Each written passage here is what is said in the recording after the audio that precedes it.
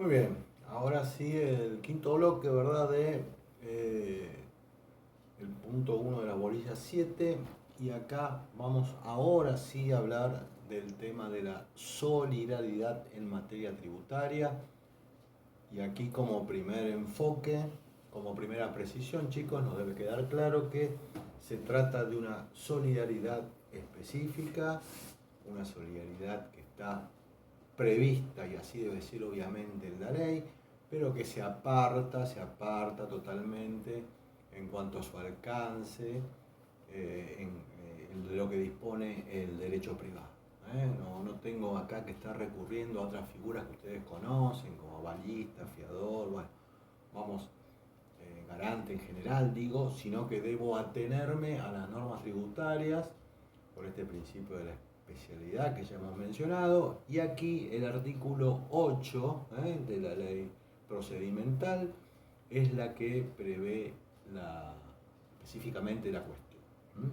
Entonces, reitero, no es una solidaridad del derecho común, el esquema siempre es el mismo, pero primero leo la 1183, después si hay cosas que acá no están, bueno, iré a los códigos de fondo, pero es legal, debe ser legal y así es, y es específica de materia tributaria.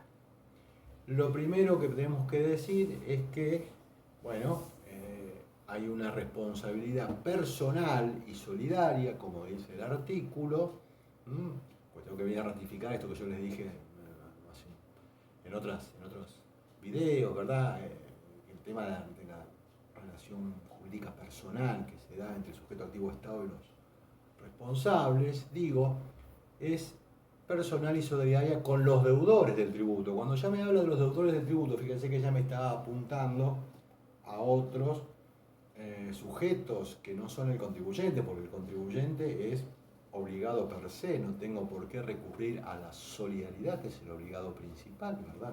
No quedan dudas. Pero aquí una de las particularidades que ya había sido adelantado, pero ahora es el momento de señalar especialmente, es que específicamente dice que van a responder con sus bienes propios. Con sus bienes propios. ¿Se acuerdan que yo en su momento les dije que, por ejemplo, un socio gerente de una SRL que no aporta su casa a la conformación de una sociedad podía perder esta casa, su bien propio, donde mora, donde habita, vamos a suponer, donde vive con su familia por una deuda tributaria? Bueno, ¿por qué lo dije? Porque lo dice la ley, porque así lo prevé la ley, y como ya mencionamos, leyes de igual rango, en este caso leyes nacionales, con el tema de la provincia de Buenos Aires, puede ser otro el esquema. Pero aquí, para que quede claro, responsabilidad solidaria personal y que puede incluir sus bienes propios con los deudores del gravamen. Obviamente si no se pagan. Si se pagan, no hay ningún problema en el punto. Ya que ahora recuerdo, aprovecho para mencionarles que en relación con la solidaridad en la provincia de Buenos Aires, la solidaridad que prevé el Código Fiscal de la provincia, que tiene algunas variantes con lo que yo les voy a desarrollar en este bloque, hay un trabajo de doctrina que está en la cátedra virtual, que lo que dice el nombre es Solidaridad Carballal, que es un artículo del señor titular que habla de la solidaridad en general y luego específicamente en provincia de Buenos Aires, artículo que hizo en colaboración con la profesora Florencia Rosomán, ¿verdad? Bueno, me remito entonces, más allá de los libros generales, la parte de provincia, incluso a este trabajo específico del señor titular. Volviendo al ámbito nacional y definido cuál es el alcance de la responsabilidad solidaria, va de suyo, chicos, que empieza la mención y enseguida, como se imaginarán ustedes, quiénes van a ser responsables eventualmente solidarios. Y los responsables por deuda ajena. Casi una conclusión de cajón, ¿verdad? Bueno, la ley los divide, habla de los incisos A a E, es decir, que me deja fuera los agentes de retención y sustitución, ya vamos a ver que después tienen sus propias previsiones, pero digo, el resto de los responsables por deuda ajena pueden llegar a tener, llegar a ser solidarios y responder hasta con sus bienes propios. Ejemplo sencillo, sociedad anónima, contribuyente, responsable por deuda propia, directorio, estaba obligado por ley a cumplir con las obligaciones materiales y también mismo las formales, pero parémonos en la material, pagar el tributo con los bienes que administre o dispone, la sociedad no paga, bueno, podría ser responsable solidario. Lo que es importante destacar es que esta solidaridad de cualquier manera no es, digamos, automática. Hay como una especie de subsidiariedad, así se dice, en el sentido que para que estos sujetos se le pueda atribuir el carácter de responsables solidarios, el contribuyente principal, el responsable por deuda propia, debió ser previamente intimado, mediante una intimación administrativa y no haber abonado la deuda dentro del plazo de 15 días. Entonces, es un sistema propio que se autoabastece de esta ley. Entonces, lo único que tiene que hacer la FIP en este caso es intimar previamente al contribuyente responsable por deuda propia, y si en 15 días no paga, entonces ya va a poder hacer efectiva su responsabilidad solidaria. Esto ha sido modificado a partir del año 2018 para la ley 27430, ¿verdad? Aclara ahí la ley que puede ser o no mediante un procedimiento de determinación de oficio. Esta es una diferencia con el ámbito provincial, pero es el procedimiento de determinación de oficio, un punto que veremos en la bolilla 8.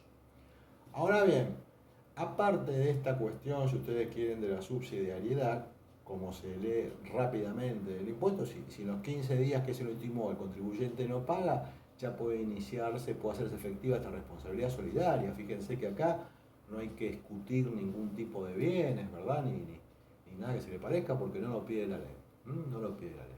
Ahora bien, en el caso de los responsables por deuda ajena, incisos A o E del artículo 6, fíjense que también tienen otra oportunidad o una posibilidad para liberarse de esta pretensa responsabilidad solidaria, y es la que la ley prevé.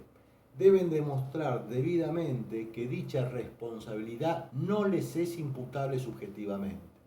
Sigamos con el ejemplo. Entonces, una sociedad anónima es responsable por deuda propia o contribuyente, verifica el hecho imponible, responsable por deuda ajena al directorio si no llega a pagar el impuesto. Previamente la FIP hará una intimación de pago, si en 15 días la sociedad no paga, va contra el responsable solidario, y este solidario tendrá la oportunidad de poder pretender liberarse de tal responsabilidad, demostrando que no les es imputable subjetivamente. Tiene que ver fundamentalmente con la conducta de ese prima facie responsable solidario. Como se imaginarán ustedes, chicos, finalmente esto es una cuestión de prueba. Es una cuestión de prueba. Habrá que no solamente alegar, sino también probar esta falta de imputabilidad subjetiva hacia ese responsable solidario. Incluye, obviamente, todo tipo de responsabilidades solidarias, incluso las sociedades irregulares, o de hecho, esto está aclarado dentro del mismo inciso 1 de la ley 11.683. Si ahora vamos al inciso B de la ley, aquí ya empezamos con algunas precisiones que por ahí complejizan un poco el análisis, pero bueno, es un análisis técnico que pasa por estos caminos, chicos. Síndicos de concursos y quiebras que no hicieran las gestiones necesarias para la determinación y ulterior ingreso de los tributos adeudados por los responsables, respecto de los periodos anteriores y posteriores a la iniciación del juicio respectivo. Ojo con esto, porque se acuerdan que habíamos hablado de los síndicos o liquidadores que se hacen cargo de como responsables por deuda ajena a partir de que toman posesión, ¿verdad?, de la sindicatura. Y obviamente que en principio uno piensa, bueno, tome el cargo hoy, me hago cargo de los sujetos, de los impuestos que van hacia adelante. Pero ojo, porque acá la ley les extiende una responsabilidad a las deudas anteriores y las posteriores. Incluso fíjense que acá habla de concurso. Bueno, en rigor, y luego lo aclara el inciso, deben llevar adelante, si ustedes quieren, para liberarse de esa responsabilidad, una cuestión casi formal, que es la que prevé la ley.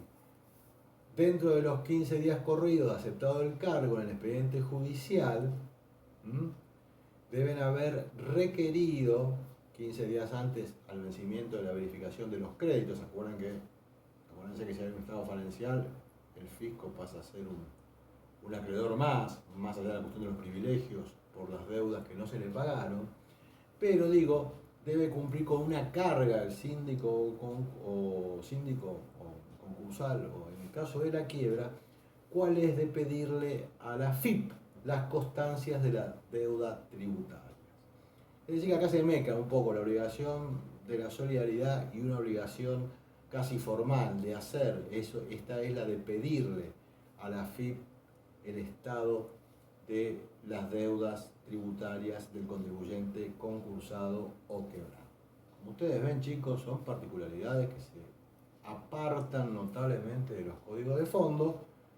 Este inciso creo que con una lectura tranquila alcanza a entenderse claramente, para lo cual, chicos, como ya les dije, libro y ley, más allá de estas pequeñas guías o ayudas que intenta darles. Muy bien. Luego continúa la mención de los responsables solidarios, prima facie responsables solidarios, ¿verdad? De los agentes de retención y percepción. Acá los agentes de retención y percepción, ¿se acuerdan? Como dijimos, están obligados por ley a amputar, detraer, restar, retención o adicionar, sumar un componente tributario que no es de ellos, es de otro contribuyente que verifica el hecho imponible y que estos agentes deben ingresar al fisco. Obviamente entonces que la responsabilidad es amplia de estos sujetos y alcanza los dos supuestos. Es decir, puede ocurrir que el agente de retención no actúe. ¿Se acuerdan que yo les puse como ejemplo el empleador cuando paga el sueldo por el impuesto a las ganancias? Bueno, que no actúe el empleador. O bien puede ser que no actúe, o sea, que retenga esos montos y no los ingrese al fisco. Bueno. Acá lo que hay que tener presente, chicos, en esta figura de retención o percepción, que puede ocurrir un acontecimiento diferente. O sea, una cosa es cuando el agente retuvo y no ingresó, cuando percibió y no ingresó. ¿Qué pasa en esos casos, chicos? Se quedó con dinero de otro, obviamente que va a ser responsable solidario el agente por esos montos ingresados. Pero ¿qué puede haber pasado en el camino? Puede haber pasado en el camino que el que haya pagado es el contribuyente. Entonces, esta causal hace que el contribuyente, a lo mejor porque no se le retuvo en el primer caso de no actuación del agente, pagó él el impuesto. Entonces no se le va a pedir nuevamente al agente que pague lo que el contribuyente ya pagó, porque habría un pago indebido, estaría reclamando un pago dos veces. En cambio, cuando el agente de retención o percepción actuó como tal, bueno, el contribuyente virtualmente no va a pagar de vuelta, ¿verdad? Porque ya está con una constancia, con un comprobante, se le detrajo una parte de lo que había que pagarle o se le adicionó un componente tributario. En esos casos entonces, chicos, el agente si actuó en cierta manera, acá tengo que hacer una aclaración entre retención y percepción, pero digo, en cierta manera el contribuyente se libera de tal obligación. Entonces, tenemos que empezar a discriminar y diferenciar si la gente actuó y no lo ingresó al fisco él, o si omitió actuar estando obligado a hacerlo. Aquí simplemente decirles que hay una diferencia entre retención y percepción, que es que en el inciso C, cuando habla de agente de retención, le otorga al contribuyente un carácter de responsable solidario. Esto es en los casos en los cuales el agente de retención no actuó. Es decir, el caso que le decía yo, el empleador pagó el salario y no retuvo ganancias.